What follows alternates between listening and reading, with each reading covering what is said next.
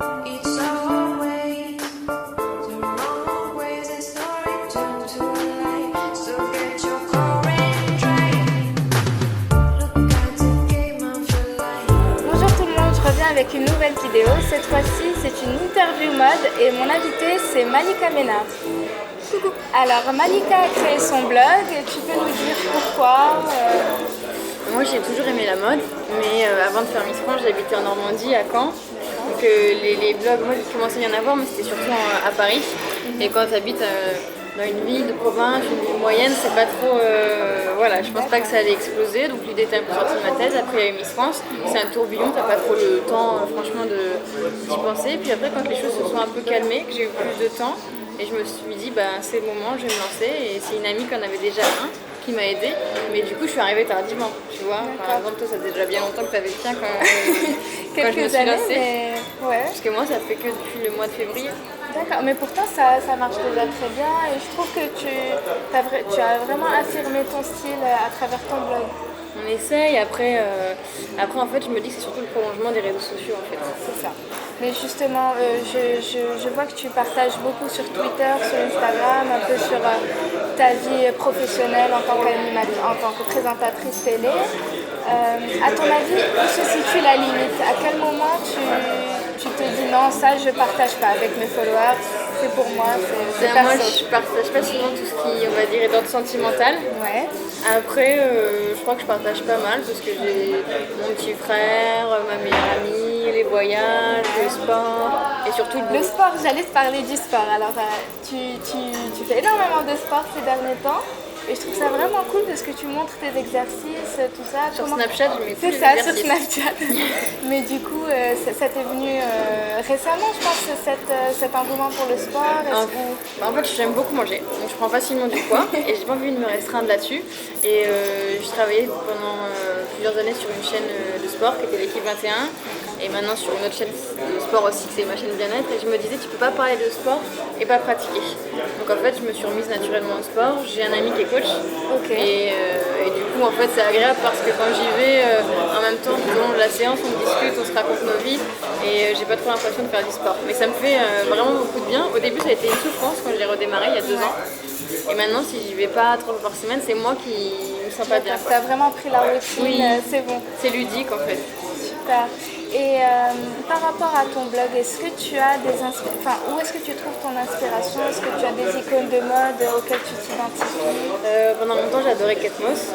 Bon, c'est pas très original, mais je me prenais pour une vraie rockeuse. Toujours, tu vois, des trous, des perfectos avec lesquels je suis arrivée.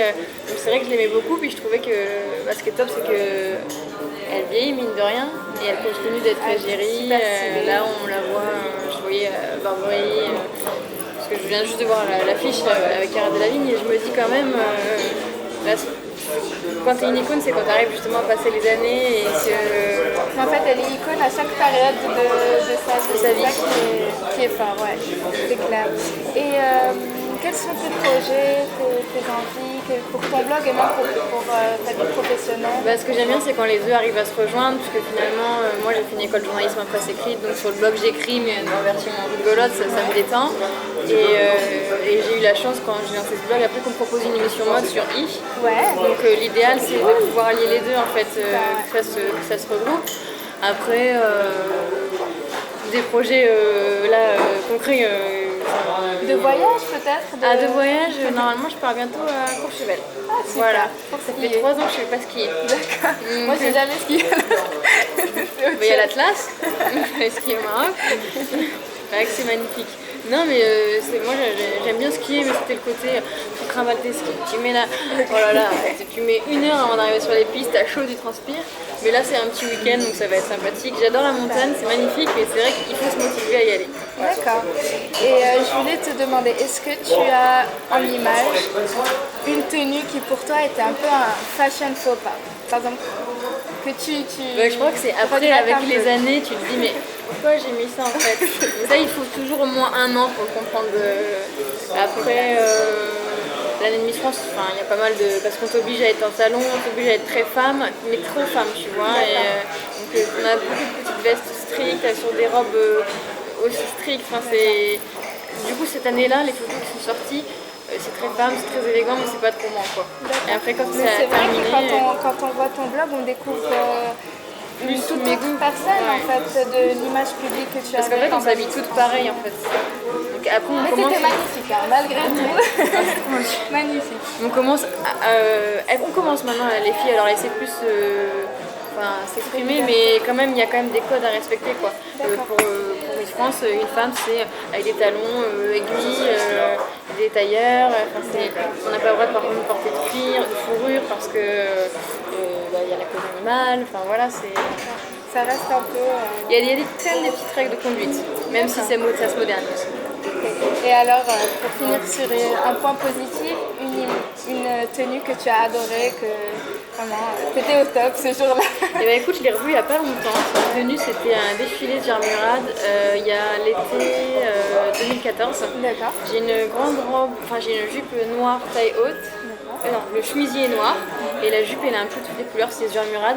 Et en fait, c'est magnifique. Et puis surtout, les autres personnalités qui venaient assister au défilé, elles avaient pris des robes près du corps, courtes, où on voit apparaître les jambes et tout ça. Et quand j'y suis allée, je me suis dit, bah ça c'est un pari parce que ça va vraiment être différent de ce que les autres auront. C'est un top ou un flop. Et avec le recul, je l'ai revu il n'y a pas longtemps la photo. Tu la trouveras sur internet. D'accord, non, mais je la mettrai pour Et ceux je l'adore. qui verront la vidéo. J'adore cette tenue. D'accord. Bah, en tout cas, moi j'avais adoré ta robe de Miss France. Germurad aussi, la verte. Exceptionnelle, Voilà. exactement. Bah, lui, c'est vrai que Elisabeth Germurad, c'est créateur. C'est parmi tes créateurs favoris. Ouais, quand même, ouais. J'aime bien. Ça doit être le côté princesse Miss France. Mais c'est vrai que non, Germurad, et puis ça m'a. Comme j'ai gagné Miss France en portant cette tenue, il m'a habillée pour Miss Univers, il m'a mis souvent en défilé. Donc c'est vrai qu'il y a une petite affection particulière pour lui. C'est quelqu'un de charmant. Super. Bah écoute, merci beaucoup Malika pour d'être venue. Merci d'avoir vu notre vidéo et à la prochaine pour une autre interview.